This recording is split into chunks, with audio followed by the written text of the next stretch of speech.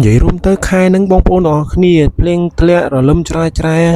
បាយជាមួយអីក៏ឆ្ងាញ់ដែរជាពិសេសជាមួយបាយជាមួយទឹកគ្រឿងនេះគឺឆ្ងាញ់ខ្លាំងមែនទែនហើយថ្ងៃហ្នឹងម៉ាក់អូនជេលីបានបុកទឹកគ្រឿងបងប្អូនទាំងអស់គ្នាហើយស្រុកខ្លះក៏ហៅបុកត្រប់ញងអីចឹងណាបើហៅខុសសូមឲ្យបងប្អូនអធិស្ឋានផងនេះគឺជាភាសាតាមតំបន់ចឹងបងប្អូនទាំងអស់គ្នាហើយថ្ងៃហ្នឹងដែរម៉ាក់អូនជេលីនឹងរៀបចំធ្វើបុកទឹកគ្រឿងហើយដល់ផ្សំគ្រឿងជុំវិញផ្ទះហើយបេះត្រប់ញងបេះអីផ្ទះអីដីយាយនៅជាប់ផ្ទះហ្នឹងបងប្អូនទាំងអស់គ្នាសូមគោរពរួចហើយបងប្អូនទាំងអស់គ្នាយើងក៏បានបេះត្រប់ញងបេះអីចឹងបងប្អូនទាំងអស់គ្នាអ្នកខ្លះក៏ហៅទ្របចកោមអ្នកខ្លះហៅទ្របពនញងអីចឹង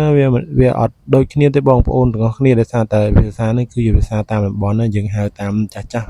គាត់ហៅមកអញ្ចឹងយើងក៏ហៅតាមអញ្ចឹងទៅបងប្អូនទាំងអស់គ្នាហើយមេឃតែរាំងមិញទេបងប្អូនលឹមមករាវមករាំងឥឡូវមេឃងឹតអណ្ដាលបងប្អូនទាំងអស់គ្នាដោយសារតែខែហ្នឹងគឺជាខែភ្លៀងអញ្ចឹងទៅភ្លៀងរាំងអញ្ចឹងបងប្អូនទាំងអស់គ្នាឥឡូវយើងចាប់ដើមយកមកបុកយកមកអីអញ្ចឹងបងប្អូនទាំងអស់គ្នាប្រហែលជាធ្លាប់ហូបហើយព្រោះវាជាម្ហូបខ្មែររបស់យើងតាំងពីដើមមកបងប្អូនទាំងអស់គ្នាគឺជាម្ហូបដែលបងប្អូនយាយតាអ៊ំពូមីងគាត់មានតាំងពីដើមមកហើយបងប្អូនទាំងអស់គ្នាម្ហូបហ្នឹងអ្នកខ្លះក៏គេហៅបុកទឹកគ្រឿងទៅអ្នកខ្លះហៅបុកត្រប់ញោអ្នកខ្លះក៏ហៅបុកព្រឹកអីទៅវាខុសគ្នាទៅតាមតំបន់ទៅតាមភូមិស្រុកបងប្អូនគាត់ក៏ហៅអញ្ចឹងបងប្អូនទាំងអស់គ្នាហើយមេឃខែហ្នឹងគឺត្រជាក់រហូតហើយបាយគឺថាញ៉ាំបានមែនទែនដោយសារខែហ្នឹងមេឃត្រជាក់ម្ហូបអីក៏ឆ្ងាញ់ដែរបងប្អូនហើយមេឃត្រជាក់អញ្ចឹងគេងលក់ស្រួលទៀតដល់ក៏បងប្អូនហើយនេះគឺជាននោគៀនផ្ទះខ្ញុំអញ្ចឹងបងប្អូនបានខ្ញុំដាំឥឡូវបានផ្លែបងប្អូនមកផ្លែហូបអត់តាន់ទេផ្លែហូបអត់តាន់វាផ្លែច្រើនពេកហូបអត់តាន់មិនមែនហូបអត់គ្រប់ទេណាហូបអត់តាន់ហ្នឹងហើយបងប្អូនអរគ្នាឥឡូវបុកទឹកគ្រឿងយើងរួចរាល់ហើយបងប្អូននេះយើងអត់បានលាយទៅជាមួយទឹកប្រហុកទេនេះនៅគោកនេះយើងលាយទឹកប្រហុករួចគឺវាចេញមកអញ្ចឹងបងប្អូនអរគ្នាគឺតំណងខ្លាំងមែនតែនហើយនិយាយពីលក់វិញបាច់និយាយទេបងប្អូនមានច្រើនមុខមែនតែនមានតាំងពីទៅសក់ទៅគួនកាច់ឆែតហើយទ្របអីគេហៅសណ្ដែកលាវក្តាតជាតិខ្លាំងបងប្អូនមកមានច្រើនមុខមែនតែនថ្ងៃហ្នឹងបងប្អូនអរគ្នាហើយបុកទឹកគ្រឿងនឹងគឺហូបខែនឹងនិយាយពីត្រូវទៀតតែចេះដល់ដល់បានទៅរកផ្កាស្នោបងប្អូនមកផ្កាស្នោខែនឹងគឺផ្កាបងប្អូនមក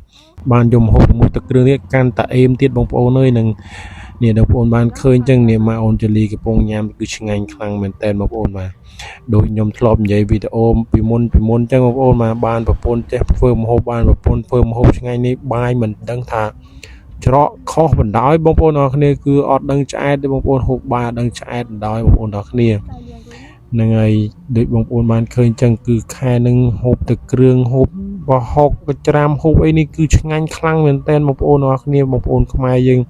និយមហូបខែនឹងគឺហូបរបស់ចឹងគឺត្រូវគ្នាមកបុកមកជូរត្រីអាំងត្រីអីចឹងដោយសារខែនឹងយើងរកត្រីបានខែនឹងសម្បូរត្រីទឹកឡើងទឹកអីចឹងបងប្អូនអរគ្នា